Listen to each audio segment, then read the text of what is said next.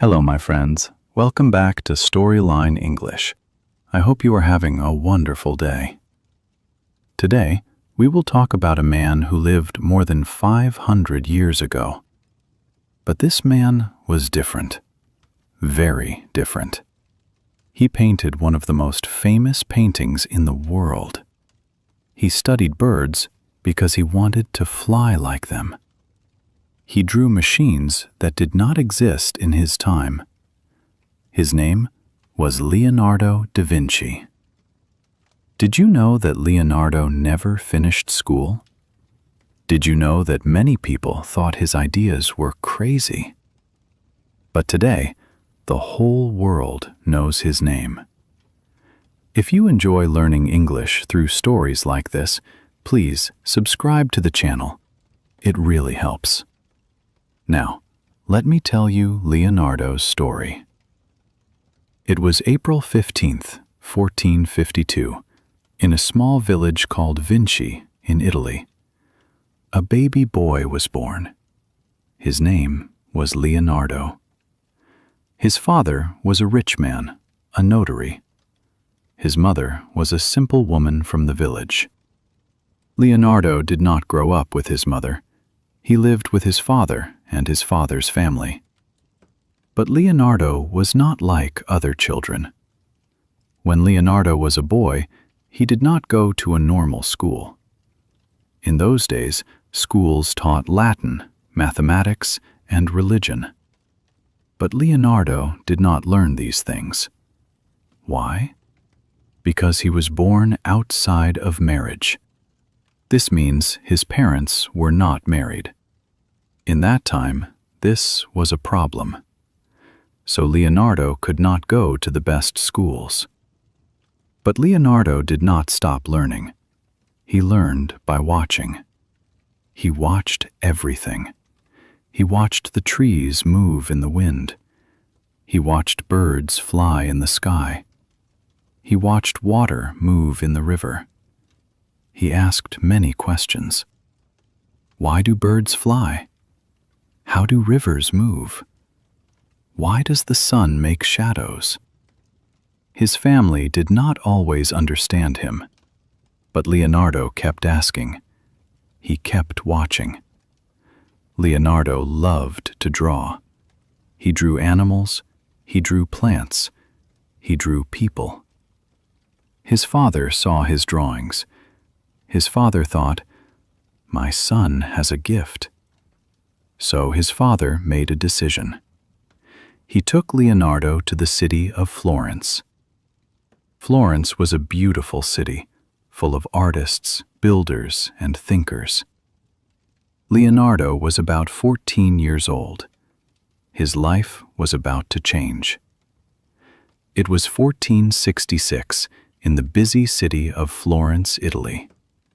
Leonardo's father took him to a workshop.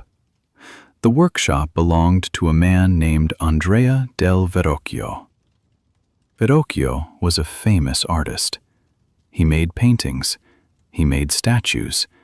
He taught young men how to become artists. Leonardo became his student. In the workshop, Leonardo learned many things. He learned how to paint. He learned how to mix colors. He learned how to cut stone and work with metal. He learned how to build and design. But Leonardo wanted to learn everything. He did not only study art, he studied the human body. He studied animals. He studied light and shadow. He wanted to understand how everything worked. One day, Verrocchio was painting a large picture. The painting showed the baptism of Jesus. Verrocchio asked Leonardo to help him. He told Leonardo, "Paint one angel in the corner." Leonardo painted the angel. When Verrocchio saw it, he was shocked. Leonardo's angel was more beautiful than anything Verrocchio had ever painted. Some people say that after that day, Verrocchio never painted again. He knew that his student was better than him. But Leonardo was not happy with just painting. He wanted to know more. He went to hospitals and studied dead bodies. This was dangerous and strange in those days. People did not like it. But Leonardo wanted to understand the human body. How do muscles work? How does the heart pump blood? He made hundreds of drawings. He wrote notes in his notebooks. He wrote backwards from right to left. Why? Maybe to keep his ideas secret. Maybe because he was left-handed and it was easier. Leonardo stayed in Florence for many years. He became known as a talented artist. But he also became known as someone who did not finish his work. He started many paintings, but he did not finish them. Why? Because Leonardo was always thinking, always learning, always moving to the next idea. This was a problem. People wanted him to finish, but Leonardo's mind never stopped. It was the late 1480s, and Leonardo was living in the city of Milan in northern Italy. He was working for a powerful man, the Duke of Milan. The Duke wanted Leonardo to design weapons, buildings, and festivals, but Leonardo's mind was somewhere else. He was thinking about birds. He was thinking about the sky. He wanted to fly. Leonardo spent hours watching birds. He watched how they moved their wings. He watched how they turned in the air. He watched how they landed. He drew everything. He filled his notebooks with drawings of wings, feathers, and flying machines. He wrote, "A bird is an instrument working according to mathematical law." He believed that if he understood the law, he could build a machine to fly. Leonardo designed many flying machines. One machine had large wings made of wood and cloth. A man would lie on the machine and move the wings with his arms and legs. Another machine looked like a helicopter. It had a big screw on top that would spin and lift the machine into the air. Leonardo drew parachutes, gliders, and other strange machines. Did any of them work? We do not know.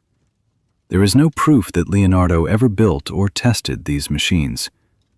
But his ideas were hundreds of years ahead of his time. Why did Leonardo want to fly so much? Maybe because he wanted freedom. Maybe because he wanted to see the world from above. Maybe because he wanted to prove that humans could do impossible things. Whatever the reason, the dream of flying never left him.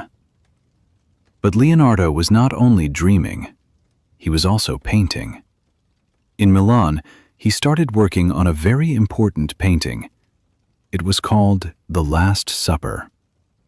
The painting showed Jesus and his 12 disciples at their last meal together. Leonardo worked on this painting for 3 years. He painted it on the wall of a church. The painting was huge and beautiful. But Leonardo used a new technique. He did not use the normal way of painting on wet plaster. He used a different method. Unfortunately, the painting started to break and fade very quickly. Even today, The Last Supper is damaged, but it is still one of the most famous paintings in the world. It was 1503, and Leonardo was back in Florence. He was now 51 years old. He was famous, but he was also poor. He did not finish many projects, so he did not get paid. But then a man came to him with a request. The man's name was Francesco del Giocondo. He was a rich merchant. He wanted Leonardo to paint a portrait of his wife. Her name was Lisa Gherardini. Leonardo agreed. Leonardo started to paint. He painted a woman sitting with her hands folded. Behind her, There was a strange, dreamlike landscape, mountains, rivers, and roads that seemed to go nowhere. But the most interesting thing was her face. She had a small smile. Not a big smile, not a sad face, something in between. People looked at the painting and asked, "Is she happy? Is she sad? What is she thinking?" Nobody knew. Nobody knows even today. Leonardo worked on this painting for years. Some say he worked on it for 4 years. Some say he worked on it for more than 10 years. He carried the painting with him everywhere. He never gave it to Francesco del Giocondo. Why? Maybe because Leonardo never thought it was finished. Maybe because he loved it too much. This painting is called Mona Lisa. Today, it is the most famous painting in the world. Millions of people go to Paris every year to see it in the Louvre Museum. But while Leonardo was painting, the world around him was changing. There were wars.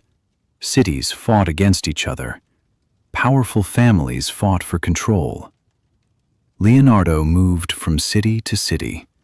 He worked for different rulers. He designed weapons, bridges, and buildings, but he still did not finish many of his projects. People started to call him unreliable. But Leonardo did not care. He was not interested in money or power. He was interested in knowledge. It was 1516, and Leonardo was 64 years old. He was tired. His right hand was paralyzed. He could not paint anymore. But his mind was still strong. The King of France, King Francis I, invited Leonardo to come to France. The king gave him a beautiful house near the royal palace. He gave him money. He gave him respect. Leonardo accepted. Leonardo moved to a small town called Amboise in France. He brought his notebooks with him, thousands of pages filled with drawings, ideas, inventions, and questions. He lived quietly. He talked with the king. He worked on his ideas. He looked at his old paintings, including the Mona Lisa, which was still with him. On May 2nd, 1519, Leonardo died. He was 67 years old. Some stories say that King Francis was with him when he died. Some say Leonardo died peacefully in his bed. We do not know for sure. But we know that Leonardo's life was not easy. He was born outside of marriage. He did not go to the best schools. He did not finish many of his works. Many people in his time thought he was strange. But Leonardo never stopped learning. He never stopped asking questions. He never stopped dreaming. Leonardo da Vinci was not just an artist. He was a scientist, an inventor, an engineer, and a dreamer. He painted some of the most beautiful pictures in history. He designed machines that were built hundreds of years after his death.